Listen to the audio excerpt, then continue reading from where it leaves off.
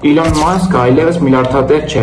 Նա օրեր առաջ ճանաչվեց աշխարհի առաջին տրիլիոնատերը։ Տեսլայի և SpaceX-ի հիմնադիր կարողությունը այս պահին գնահատվում է մոտ 1.3 միլիարդ դոլար։ Որպեսզի պատկերացնեք այդ կարողության մասշտաբը, ասեմ, եթե դուք ծնված օրից ամեն օր ծախսեք $1 միլիոն, ապա ձեզ կպահանջվի մոտ 3560 տարի, որպեսզի սպառեք այս գումարը։ Մասկի հարստությունը այժմ գերազանցում է մի շարք զարգացած երկրների տնտեսական բյուջեին։ Իսկ նրա ընկերությունները շարունակում են մեծ ազդեցությամբ աճել ավտոմոբիլային, տիեզերական և առևտրական բանականությունների ոլորտում։ Սակայն այս պատմությունը միայն փողի մասին չէ։ Իլոն Մասկի ճանապարհը եղել է շատ ռիսկային և անհաջողություններով։ Ժամանակներ են եղել, երբ նա գրեթե կորցրել է իր ամբողջ կարողությունը, միաժամանակ ներդրումներ անելով Տեսլայի և SpaceX-ի վրա,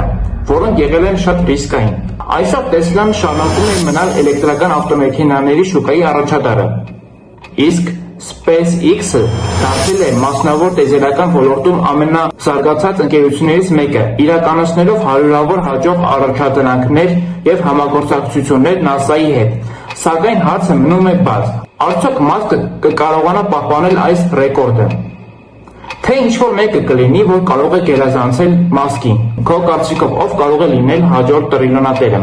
Գրի կոմենտներում։